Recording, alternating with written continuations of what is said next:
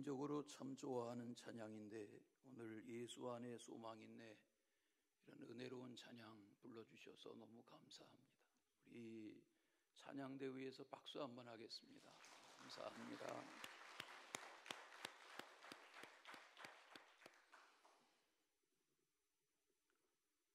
데살로니가 교회는 칭찬받을 만한 일이 많은 교회였습니다.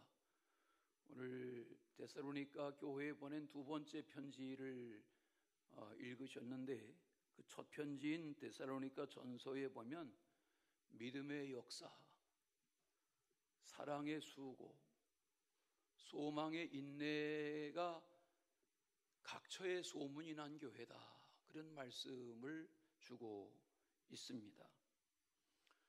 그래서 바울은 감사하고 또 늘 여러 교회를 대할 때에 데살로니가 교회의 성도들을 자랑거리로 여긴다, 그런 말씀을 오늘 읽으신 말씀에서 하고 있습니다. 뭘 감사하고 뭘 자랑스러워한다는 말인가? 첫째는 믿음이 더욱 자라는 것에 대하여 감사하고 자랑스럽게 여긴다, 그런 말씀을 하셨어요. 여러분, 믿음이 뭡니까? 저 사람은 참 믿음이 좋아, 혹은 저 사람은 믿음 위에 저 모양이래, 이렇게 말할 때 뭘 말하는 것입니까? 그 사람이 믿음이 좋은지 좋지 못한지를 뭘 보고 말합니까? 어떻게 할 수 있습니까? 믿음의 상태를. 바울은 로마서나 갈라디아서를 중심으로 우리는 믿음으로 구원을 받는 것이다, 이렇게 강조했습니다. 맞습니다. 우리는 선한 행실로 공덕으로 구원받는 것이 아닙니다. 하나님의 아들이 누구신지, 예수 그리스도가 누구신지를 믿는 믿음으로 구원을 받는 것 맞습니다. 그러나 믿음이 있다, 믿음이 좋다, 혹은 믿음이 크다, 이렇게 말하는 그 믿음에 대한 영역은 뭘 말하는 것입니까? 그 한 사람이 믿음이 있는지, 믿음이 좋은지, 믿음이 큰지 어떻게 분별할 수 있는 것입니까? 이 믿음의 역사라는 표현을 데살로니가 전서에서 말하는데, 믿음의 역사라는 말은 믿음으로 살아온 흔적, 역사를 말하는 것이 아니라 믿음으로 행하는 일을 말하는 것입니다. 믿음으로 살아온 사람에게는 믿음으로 살아온 삶의 결과, 결실, 열매, 흔적이 있습니다. 그게 믿음의 역사입니다.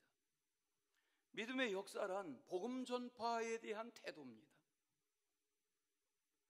또 하나는 믿음으로 살기 때문에 갖는 선한 행실로 드러나는 것입니다. 지난날 누군가를 통해서 우리 각 사람이 다 복음을 알게 됐습니다. 복음의 사람이 됐습니다. 이렇게 예배자로 삽니다. 누구의 전도의 열매입니까? 부모님입니까? 친구입니까? 어느 누가 여러분을 복음을 알게 했고 복음을 소개해서 성령의 역사로 여러분에게 전도의 열매가 맺히게 했습니까? 이것이 믿음의 역사입니다. 믿음의 역사라는 것은 믿음으로 살기 때문에 행하는 온갖 선한 행실을 말하는 것입니다. 예수님이 십자가에 달려 죽으실 때 좌우편에 강도가 같이 죽어가고 있었습니다. 우편 강도는 자기 곁에 그분이 누구신지를 거기서 알게 됐습니다. 죽어가며 십자가상에서 예수님에게 말을 걸었습니다. 보아하니 당신이 하나님의 아들이신 것 같은데 당신이 하나님의 나라에 이를 때 나를 좀 기억해 줄 수 있겠는가? 강도입니다. 살인자입니다. 그러나 그는 뻔뻔하게 당돌하게 나를 좀 어떻게 해 주세요, 나 같은 자도 구원받을 수 있습니까? 라고 말을 청했는데 예수님이 외면하지 않으십니다. 아무 선한 행실이 없는 사람을 죽인 마땅히 십자가에 죽어야 되는 강도인데 예수님은 저를 낙원에 초청하시고 천국 백성으로 초청해 주셨습니다. 믿음의 말을 했는데 주님이 받아주신 것입니다. 믿음에는 역사하는 힘이 있습니다. 믿음으로 말하고 믿음으로 생각하고 믿음으로 행하는 그 모든 것에 아름다운 결실이 있습니다. 예수님이 마태복음 25장에서 말씀하시는 배고픈 자, 굶주린 자, 목마른 자, 헐벗은 자, 나그네 된 자, 병든 자, 옥에 갇힌 자, 그들에 대하여 말씀하실 때 뭘 말씀하시는 겁니까? 언제 주님이 저에게 떡을 달라 하시고 물을 달라 하신 적이 있습니까? 언제 주님이 저에게 옷 한 벌 달라 하신 적이 있습니까? 예수님의 대답은 무엇입니까? 아니다. 소자에게 그렇게 한 것이 곧 나에게 한 것이다 라고 말씀하시며 양과 염소의 비유로 하나님의 영생에 들어갈 자와 영벌에 처할 자를 구별해서 말씀하신 유명한 비유를 우리는 압니다. 예수님의 동생인 야고보는 야고보서에서 내 형제나 자매가 헐벗고 일용할 양식이 없는데 배부르게 하라, 따뜻하게 하라, 편안하게 하라 말만 하고 그를 돕지 아니한다고 하면 내 믿음이 무슨 증거가 있는 것이냐, 그렇게 반론하면서 행함이 없는 믿음은 그 자체가 죽은 믿음이다 라고 말합니다. 예루살렘에서 예리고로 내려가는 길에 강도 만나서 피를 흘리며 거반 죽게 된 한 사람의 이야기를 예수님이 비유로 하셨습니다. 거기 제사장이 보고 지나갔습니다. 레위인이 보고 또 지나가 버렸습니다. 나중 사마리아 사람이 지나가다가 보고 짐승에서 내려 보따리를 풀고 기름을 꺼내 기름으로 상처를 싸며 치료하며 그를 짐승에 태워 여관에 밤새 간호하고 급한 일을 위하여 떠나며 여관 주인에게 치료를 부탁합니다. 치료비는 제가 책임지겠습니다 라고 말했다. 누가 선한 이웃이냐라고 질문하셨습니다. 제사장이 누굽니까? 레위 사람은 누굽니까? 오늘로 말하면 목사요, 장로요, 권사요, 집사요, 기독교인이요, 성도요, 밤낮 예배하고 밤낮 기도하고 밤낮 찬송하며 사는 너희들이 아니냐, 제사장이 아니냐, 레위 사람이 아니냐. 그런데 뭘 했느냐 라고 주님이 물으시는 것입니다. 주님은 교회를 통해서 주님을 믿는 각각의 성도들이 공동체를 이루고 선한 일을 계속하기를 원하십니다. 복음을 전하는 일입니까? 선한 일입니다. 누구를 돌보고 섬기는 일입니까? 선한 일 중에 선한 일입니다. 이 일을 개인적으로 할 수도 있지만, 개인적으로 하는 것 좋지만 공동체를 이루어 할 때에 하나님이 이 교회를 통해서 놀라운 전도의 놀라운 섬김의 동력을 가능하게 하신 공동체가 교회입니다. 우리가 주 앞에 예물을 드립니다. 봉헌합니다. 예배의 시간마다 예배를 드리며 봉헌합니다. 11조를 드립니다. 각양 예물을 드립니다. 또 드리고 또 드립니다. 시간마다 드립니다. 뭐 하는 것입니까? 왜 해야 합니까? 누가 하라 했습니까? 무엇 하는 것입니까? 우리는 11지와 헌물을 통해서 끝없이 누군가를 섬기고 사람을 살리는 이 복음이 복음되는 이 일에 쓰임받게 하려는 것입니다. 데살로니가 교회의 성도들은 그 안에서뿐만 아니라 주변의 마게도냐와 아가야 지역의 처처에 저들의 믿음이 좋은 소문이 났던 그런 교회였습니다. 데살로니가 후서를 펼쳐가지고 계십니까? 몇 장을 넘기시면 전서입니다. 데살로니가 전후서는 짧습니다. 데살로니가 전서 1장 8절을 보십시오. 너희 믿음의 소문이 각처에 퍼졌다 그랬어요. 소문이 났단 말이에요. 우리 말에 발 없는 말이 천리 간다는 말이 있지요. 여러분, 좋은 소문 멀리 갑니다. 악한 소문 더 빨리 납니다. 데살로니가 교회는 좋은 소문을 위해서 사역한 것 아닌데 데살로니가 교회 성도들이 좋은 소문 들으려고 믿음으로 일한 것 아닌데 세월이 지나며 저들의 좋은 소문이 저에 번져가기 시작한 것입니다. 믿음이 좋아지고 믿음이 점점 자라나는 두 가지 증거가 무엇이라고요? 복음을 전하는 것입니다. 또 하나가 뭐라고요? 선하게 행실을 하는 것입니다. 저는 여러분에게 권합니다. 여러분, 전도를 부담스러워하지 마세요. 전도의 열매를 맺는 것은 주님이 하실 일이지만, 형제님, 자매님, 이거 몇 줄 읽어보시고 예수님을 믿으세요. 복음을 받아들이세요. 그런 결정을 하게 하는 것은 자신의 몫이지만 우리가 누군가에게 전도지 한 장 정성으로 건네는 거 할 수 있어요. 너무 많이 가져가지 마세요. 허비하지 마세요. 쓰레기통에 버리지 마세요. 누군가에게 건네보세요.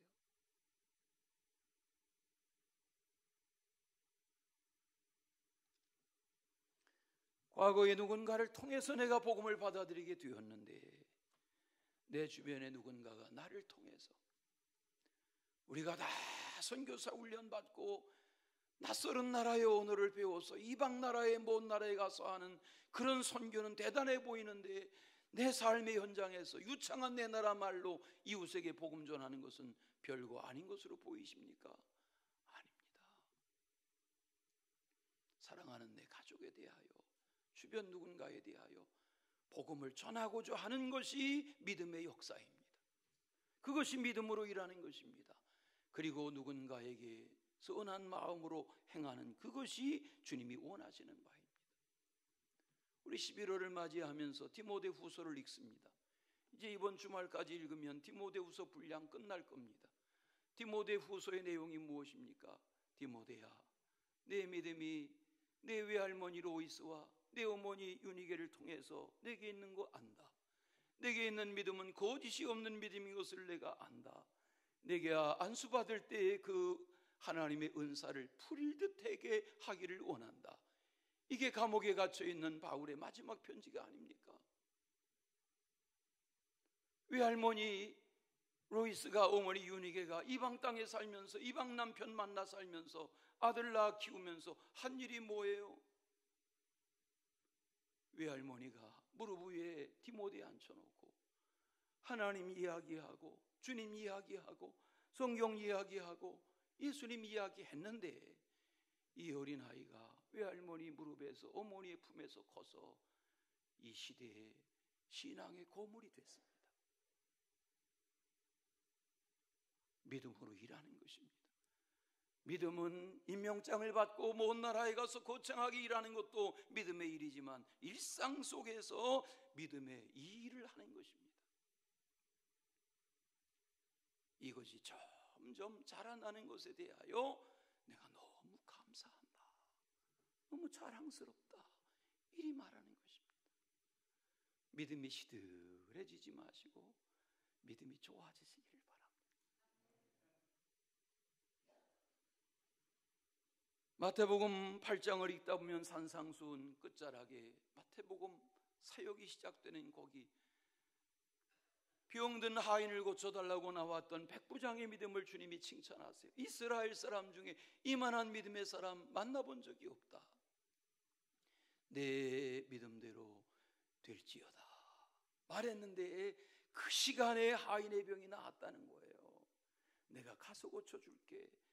가실 거 없습니다. 예수님 바쁘신데 말씀만 해주세요. 나도 지휘관이거든요. 부하가 많거든요. 가라 하면 가고 오라 하면 오거든요. 하라 하면 하거든요. 주님 말씀만 하세요. 말씀만 하시면 내 아인이 나을 줄로 믿습니다. 내 믿음이 귀하다. 내 믿음대로 되라 말씀하셨는데 그 시간에 병이 나아요. 믿음으로 하십시다. 믿음이 자라나시기를 바랍니다. 하나님이 기뻐하실 줄로 믿습니다. 두 번째는 각기 서로 풍성하게 사랑하는 것에 대하여 소문에 듣고 감사하다, 자랑스럽다, 그리 여기고 편지하는 것입니다. 사랑은 명사가 아닙니다. 사랑은 동사입니다. 누가 한 말입니까? 제가 하는 말입니다. 지금 여러분, 사랑은 명사가 아닙니다. 사랑은 생각으로 하는 상념 명상의 세계가 아닙니다. 사랑은 실천하는 것입니다. 사랑은 행동하는 것입니다. 하나님이 이 땅을 사랑하셔서 행동하기로 하셨습니다. 아들의 몸을 입고 오셨습니다. 사랑을 실천하느라 고단하게 사셨습니다. 사랑을 실천하시다가 붙잡히셨습니다. 사랑을 실천하시다가 십자가에 처형당했습니다. 하나님은 행동하는 사랑을 보여주셨고, 그 행동하시는 사랑은 무덤 속에서도 부활로 증거된 것입니다. 사랑에는 힘이 있습니다. 우리 속담에 콩 한 쪽도 나눠 먹으면, 잘 모르세요. 저도 틀리게 말할까봐 써가지고 나왔어요. 콩 한 쪽도 나누어 먹는다. 이게 뭐예요? 여러분, 쌀 한 톨은 나누어 먹기가 어려워요. 그러나 콩은 두 쪽으로 되어 있어요. 콩 한 톨도 나누어 먹는다. 중국이 생산하는 콩의 양이 2천만 톤이고, 미국이 생산하는 콩의 양이 1억 톤이라고 그래요. 만약에 중국이 세계 돼지고기 소비량의 절반을 소비하는데, 돼지를 사육하는 콩의 절반 이상이 다 미국에서 들어가는데, 그걸 중국이 받아들이지 않으면 미국의 콩농사꾼들은 다 망한다는 거예요. 왜 그 얘기 하나 모르겠어요. 콩 얘기하는 거예요. 콩 한쪽도 나누어 먹어야 좋아요. 백지장도 맞드는 게 좋아요.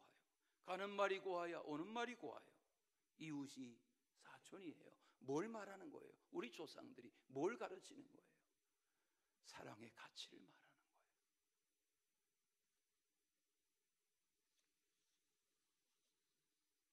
과거에는 다 대가족이 살았습니다. 가마솥에 밥하고 가마솥에 국 끓여서 대가족이 3대가 살았습니다. 요즘은 다 홀로 삽니다. 우리나라에 혼자 사는 사람이 젊은이 노인 합쳐서 1000만 세대가 넘습니다. 1000만 명 이상이 혼자 삽니다. 혼자 먹습니다. 혼자 눕습니다. 혼자 해결합니다. 혼자 일합니다. 요즘은 혼자 일하는 가정에서의 그런 재택근무도 너무 인기입니다. 사람을 만나려 하지 않습니다. 외로워집니다. 이제는 고독사의 문제가 아니라 고립사의 문제가 사회적으로 심각한 문제라고 그럽니다. 일본은 이미 몇 해 전에 이 고독의 문제를 해결하려고 고독 고립 대책 담당상이라는 장관을 임명했습니다. 부처를 세웠습니다. 개인이 하지 못하는 일을 나라가 나서서라도 이 고독의 문제, 외로움의 문제, 국가가 정책으로라도 도와야 되겠다고 나라가 이제는 부처를 운영합니다. 영국에는 외로움부 장관이라는 부장관도 있습니다. 장관 이름이 외로움부 장관입니다. 우리말로 번역하면 그렇습니다. 뭐 하는 일입니까? 그 잘 사는 나라에 너무 고독의 문제, 외로움의 문제, 외면의 문제가 심각합니다. 옆에 아파트에서, 옆에 집에서 사람이 죽어 썩어나가도 모릅니다.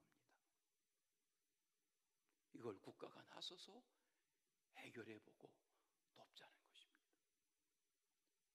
스웨덴 같은 그런 문명국가들도 마찬가지입니다. 고독하게 사는 이웃을 위해서 누군가가 이웃이 다가가는 이런 일을 정책적으로 벌이고 있다고 그럽니다. 우리나라도 복지복지하며 홀로 사는 노인들 다가가고 돌보고 섬기는 일 국가가라도 해보려고 실험하고 있습니다. 저도 합니다. 우리 중에도 혼자 사시는 분들, 홀로 문 열고 들어가고 홀로 문 열고 먹고 홀로 문 열고 눕고 혼자 지내는 분들 계십니다. 성경은 사랑을 서로 갖기, 서로 사랑을 풍성하게 나누며 살아가기를 기대하시는 것입니다. 박용만 회장의 이름을 아시죠? 두산그룹 이제 퇴직하셨다지요. 또 상공회의소 회장도 오래 하셨지요. 별로 잘못된 평가가 없는 그런 건전한 기업인 중에 한 사람인 거로 아시죠? 외할머니 때에 외할머니가 개토릭 신도여서 날마다 이 손자를 무릎에 앉혀놓고 할머니가 하루 종일 성경 읽고 묵주 돌리고 기도하고 그런 모습 보면서 컸다고 그럽니다. 개토릭이 자랑하는 기업가입니다. 퇴직했습니다. 71세입니다. 한쪽 눈이 거의 실명의 위기입니다. 2달마다 한 번씩 눈 아래다가 주사를 맞는다고 그럽니다. 한쪽 눈은 거의 보이질 않습니다. 척추도 다 무너져서 너무너무 힘듭니다. 사는 게 힘듭니다. 여러분, 기업가라고 병 안 듭니까? 늙지 않습니까? 그런데 그렇게 살았으면 됐지. 왜 달동네에 가서 150명의 먹을 음식을 자기가 차립니까? 다 칼질하고 다듬고 썰고 무치고 양념하고 담아서 일일이 찾아다니면서 누가 시킨 것도 아닌데, 외국 여행 다니면서 살아도 골프 치며 살아도 누가 뭐라고 안 할 텐데 일주일에 2번씩을 따뜻한 음식 담아서 집집마다 노인들 찾아다니며 손잡아드리고, 방에 들어가면 욱 토할 것 같은 언제 세탁했는지 이불 냄새가 역하게 만드는 그런 홀로 사는 노인들의 방에 가서 이불 거두어다가 세탁해드리고, 누가 시켰습니까? 질문했습니다. 기자가. 생색내는 거 아닙니까? 기업가들 이름 내려는 거 아닙니까? 정치하려는 거 아닙니까? 아닙니다. 나는 여기서 나를 발견합니다. 너무 좋습니다. 너무 기쁩니다. 최근에 그가 쓴 책 2권을 샀습니다. 그늘까지도 인생이니까, 지금이 피어서 피어나는 인생. 그렇게 바쁜 생활 중에도 기업가들은 누구에게 시켜서 책을 쓴다는데, 이분은 젊어서부터 자기가 글을 쓰기 시작했습니다. 모아왔습니다. 그냥 주변 잡기입니다. 별의별 이야기가 다 있습니다. 아, 이분이 마음이 따뜻한 사람이네. 사랑은 명사가 아닙니다. 사랑은 동사입니다. 사랑해야 합니다. 아멘. 사랑을 실천하는 것은 어려운 일이 아닙니다. 물론 우리가 아프리카에 배고픈 어린이 돌볼 수 있습니다. 후원할 수 있습니다. 좋은 일입니다. 잘하는 일입니다. 해야 합니다. 그러나 더 귀한 것은 무엇입니까? 내 병든 가족, 내 원수 같은 가족 돌봐야 합니다.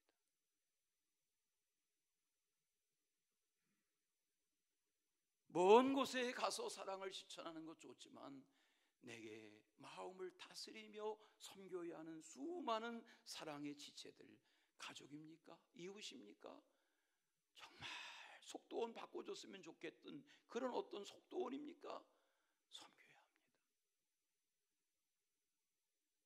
하나님이 여러분 속에 사랑의 마음이 점점 풍성해져 가도록 그런 은혜 주시기를 바랍니다.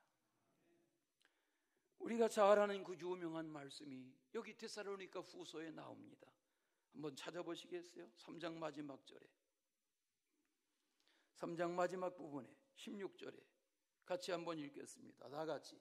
평강의 주께서 친히 때마다 일마다 너희에게 평강을 주시고 주께서 너희 모든 사람과 함께 하시기를 원하노라. 네, 평강의 주님이 때마다 일마다.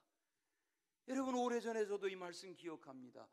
몇 장 몇 절 기억 못하면 이게 어디 있더라 한참 찾아야 되는데 여기 있습니다. 다 같이. 때마다 일마다. 때마다가 뭐예요? 시간이죠. 일마다가 뭐예요? 사건마다, 크고 작은 일마다. 주님은 때마다 일마다 언제나 어디서나 항상 우리가 이 마음을 가지고 사랑을 실천하기를 원하세요. 2달 전 늦여름에 어느 낯설은 010 전화를 받았어요. 아무개 목사님이시죠? 그런데요, 저 아무개 목사인데요, 혹시 아시나요? 잘 모르겠는데요. 저는 누군데요? 목사님, 11월 달에 저희 교회가 매해 11월에 특별 새벽 기도를 하는데 목사님 이틀만 와주세요. 언제인데요? 11월 3일 4일 오시면 좋은데요. 대답했어요. 5분 후에 보니까 우리 첫3일이네. 그래서 다시 전화했어요.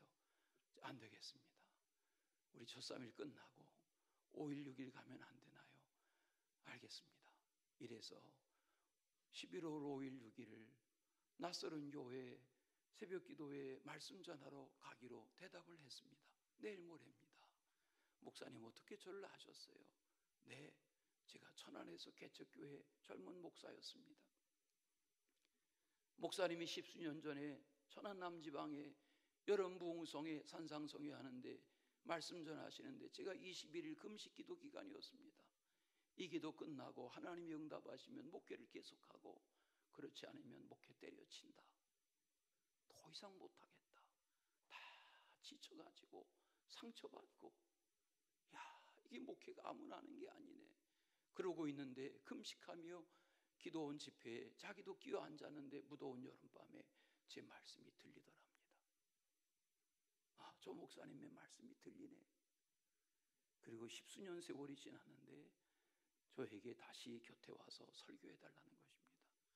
저는 어젯밤 늦게 이 말씀을 정리하며 생각했습니다. 사랑이라는 것이 밥에도 있고 국에도 있지만 옷에도 있지만 말씀에 있습니다. 말씀에 힘이 있어야 합니다. 말씀의 위로, 말씀의 격려, 말씀의 채찍, 말씀의 회복, 여기 말씀의 권세가 있습니다. 말씀이 들려지고 말씀이 깨달아지고 말씀이 받아들여질 때 그 말씀이 맞아, 사랑해야지, 섬겨야지, 돌봐야지, 내가 저주해야지, 내가 받아들여줘야지. 사랑은 명사가 아닙니다. 실천해야 합니다.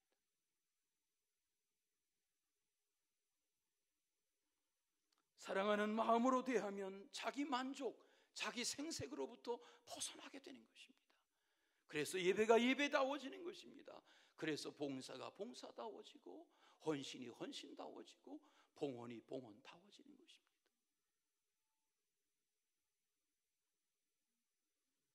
녹이 슬기보다는 달아서 없어지기를 원한다고 말했던 전도자가 있습니다. 맞습니다.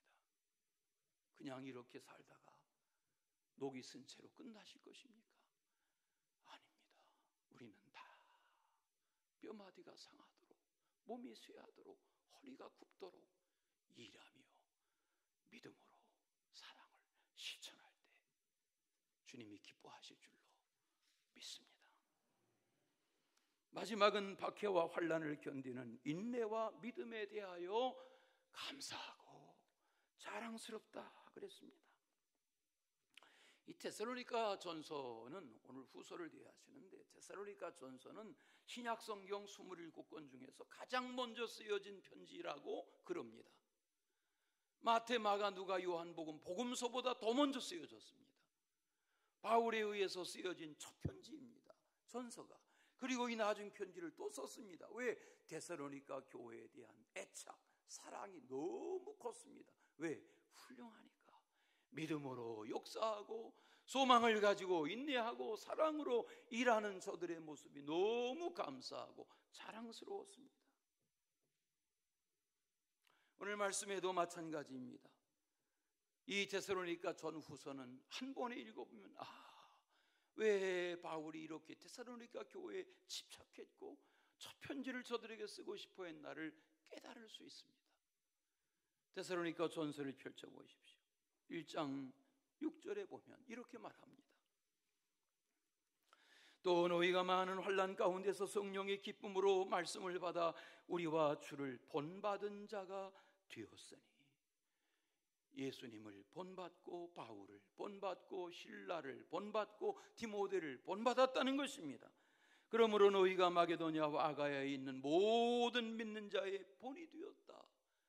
본이 된 교회, 자랑이 된 교회, 좋은 소문이 난 교회, 저들을 들여다보니까 어려움이 있었어요. 환난이 있었어요.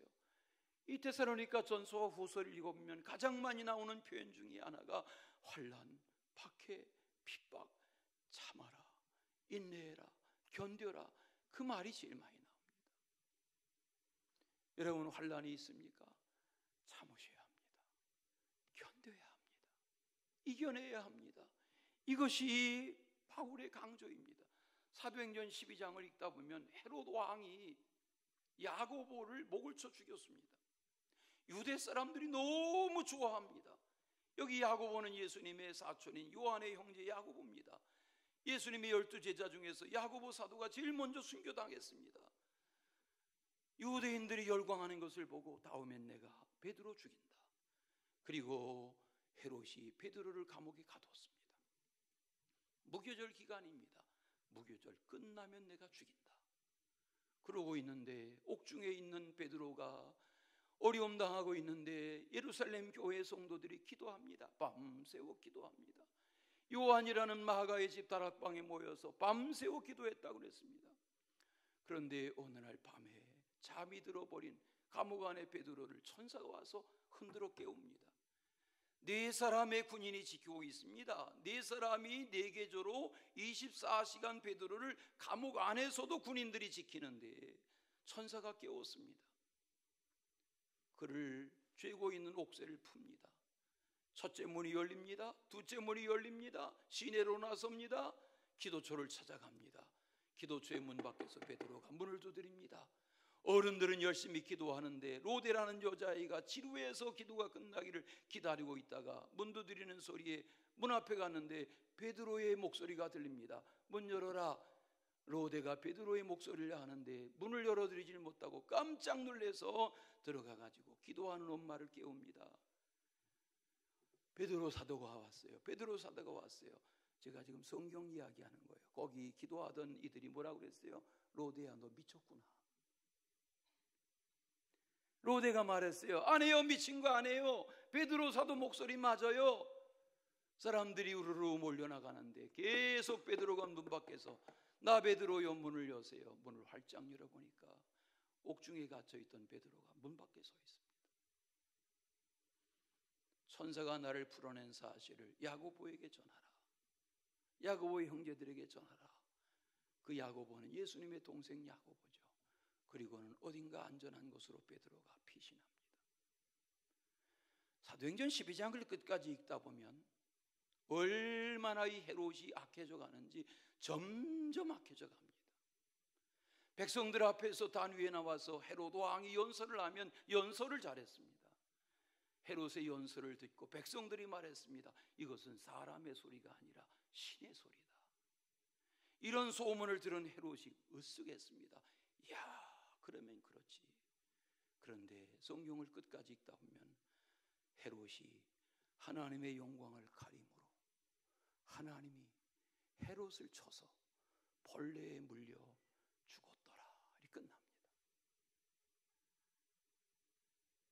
교만하면 안 됩니다. 겸손해야 합니다. 그리고 사도행전 12장을 계속해서 읽다 보면 그 다음에 하나님의 말씀이 흥왕하여 교회가 점점 믿는 자의 수가 많아졌다. 이리 말합니다. 여러분, 권력은 오래가지 못합니다. 열흘 가는 꽃이 별로 없고 10년 가는 권력이 별로 없다고 말했습니다. 맞습니다. 어떻게 살아야 합니까? 세상에 박해와 환난이 있을 때 인내해야 합니다. 참아야 합니다. 견뎌야 합니다. 믿음을 지켜야 합니다. 이걸 오늘 데살로니가 교회는 실천했고 바울은 칭찬하고 있습니다. 너희들의 인내와 믿음 감사하다 하는 것입니다. 로마서 8장을 읽다 보면 로마 교회에 편지한 바울이 이렇게 말합니다. 35절, 누가 우리를 그리스도의 사랑에서 끊겠습니까? 환난이나 곤고나 박해나 기근이나 적신이나 위험이나 칼이나 그 어떤 것도 우리를 그리스도의 사랑에서 끊을 수 없습니다. 그리스도의 사랑을 깨닫는 것이 믿음입니다. 저는 이 말씀을 마치기 전에 336장 찬송가를 찾아보았습니다. 이런 찬송 가사입니다. 환난과 핍박 중에도 성도는 신앙을 지켰습니다. 옥중에 매인 성도라도 성도는 양심을 지켰습니다. 그 양심의 자유를 이루었습니다. 성도는 고난을 당하나 죽어도 영광이 됩니다. 성도가 복음을 위하여 죽도록 충성하는 것은 복되고 영광스러운 일입니다. 지금 제가 찬송가를 설명하는 것입니다. 히브리서 11장에 보면 믿음의 선진들이 당했던 고난을 말합니다. 고문과 조롱과 채찍질과 결박과 옥에 갇히는 것과 시련과 돌에 맞아 죽는 것, 스데반처럼 칼에 톱으로 켜서 죽임을 당하는 것, 이사야처럼 양과 염소의 가죽으로 몸을 가리며 유리하는 생활, 궁핍하고 환난을 당하고 학대를 받고 광야로 산으로 동굴로 토굴로 이리 피하고 저리 숨었던 신앙의 선진들의 믿음을 지켜온 이야기를 합니다. 믿음이 무엇입니까? 이렇게 춥지도 덥지도 않은 자리에서 깜빡 졸다 보면 설교가 끝나는 그거 말하는 거 아닙니다. 여러분, 몽롱한 상태에서 벗어나야 합니다. 그리고 말씀이 들려져야 합니다.